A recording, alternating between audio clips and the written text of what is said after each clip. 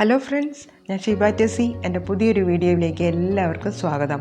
പുറമേ നല്ല ക്രിസ്പി ആയിട്ടും ഉള്ളിൽ വളരെ സോഫ്റ്റും ആയിട്ടുള്ള റെസ്റ്റോറൻറ്റ് സ്റ്റൈലിലുള്ള ഭട്ടൂരയുടെ റെസിപ്പിയുമായിട്ടാണ് ഞാൻ ഇന്ന് വന്നിട്ടുള്ളത്. ഇത് തയ്യാറാക്കാനായിട്ട് ഞാൻ കോഴിമുട്ടയോ ഈസ്റ്റോ അങ്ങനത്തെ യാതൊന്നും ഇതിലേക്ക് ചേർത്തിയിട്ടില്ല. വളരെ സോഫ്റ്റായിട്ടും അതേപോലെ ക്രിസ്പി ആയിട്ടും ഈ ഭട്ടൂര ഇരിക്കുന്നതാണ്. അപ്പോൾ ഇത് എളുപ്പത്തിൽ നമുക്ക് എങ്ങനെ വീട്ടിൽ തയ്യാറാക്കാമെന്ന് നോക്കിയാലോ. ആദ്യം തന്നെ നമ്മൾ ഇത് തയ്യാറാക്കാനായിട്ട് 1/4 കപ്പ് റവ 1/4 കപ്പ് വെള്ളത്തിൽ 1/4 മണിക്കൂർ നേരം കുതിർത്ത് വെക്കണം. ഒരു 15 മിനിറ്റ് നേരം ഈ റവയൊന്ന് കുതിരാനായിട്ട് മാറ്റി വയ്ക്കണം. ഇനി ഇത് തയ്യാറാക്കുന്നത് ഞാൻ മൈദയിലാണ്. ഗോതമ്പ് പൊടിയിലും വേണമെങ്കിൽ നിങ്ങൾക്ക് തയ്യാറാക്കാം. 1.5 കപ്പ് മൈദപ്പൊടിയാണ് ഞാൻ ഇത് തയ്യാറാക്കാനായിട്ട് എടുത്തിട്ടുള്ളത്. ഇനി ഇതിലേക്ക് ഞാൻ 1/2 ടീസ്പൂൺ ബേക്കിംഗ് പൗഡറും അതുപോലെ തന്നെ 1 ടേബിൾ സ്പൂൺ പഞ്ചസാരയും 2 ടേബിൾ സ്പൂൺ തൈരുമാണ് ചേർത്ത് കൊടുത്തിട്ടുള്ളത്.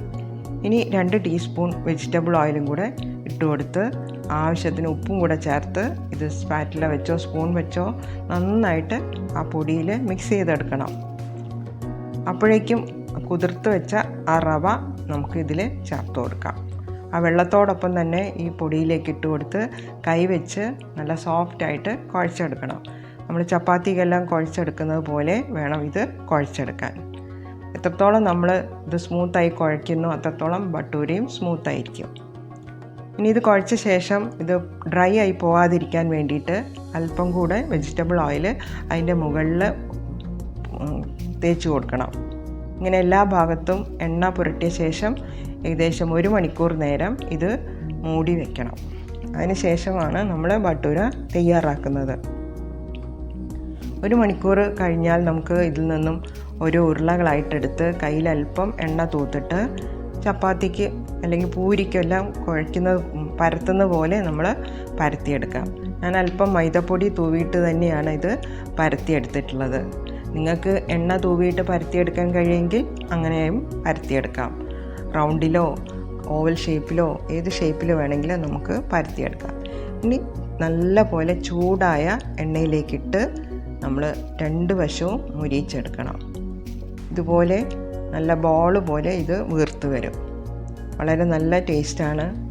ഏകദേശം ഒരു ഗോൾഡൻ കളറാകുമ്പോൾ ഇത് നമുക്ക് കോരിയെടുത്ത് മാറ്റാവുന്നതാണ്.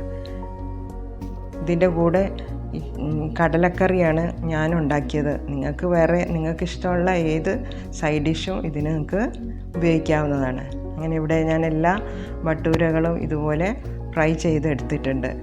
ഈ റെസിപ്പി ഇതേ ഒരു അളവിൽ നിങ്ങൾക്ക് തയ്യാറാക്കിയാൽ ഏകദേശം ഒരു 11-12 ഭട്ടൂര നിങ്ങൾക്ക് ഇതിൽ നിന്നും കിട്ടുന്നതാണ്. എല്ലാവരും ഈ റെസിപ്പി ഒന്ന് ട്രൈ ചെയ്ത് നോക്കണം കേട്ടോ. എൻ്റെ റെസിപ്പി ഇഷ്ടമായാൽ ആദ്യം തന്നെ ഒന്ന് ലൈക്ക് ചെയ്യണേ. കൂടാതെ സബ്സ്ക്രൈബ് ചെയ്യാതെ കാണുന്നവരുണ്ടെങ്കിൽ ഒരു സബ്സ്ക്രൈബും കൂടെ ചെയ്തേക്കണം കേട്ടോ. നിങ്ങളുടെ ഫ്രണ്ട്സിനും റിലേറ്റീവ്സിനും എല്ലാം ഈ റെസിപ്പി ഒന്ന് ഷെയർ ചെയ്ത് കൊടുക്കാനും മറക്കരുത്. ഇനിയും നല്ല റെസിപ്പികളുമായിട്ട് ഞാൻ വരുന്നതായിരിക്കും. അതുവരെ ടേക്ക് കെയർ, ബൈ.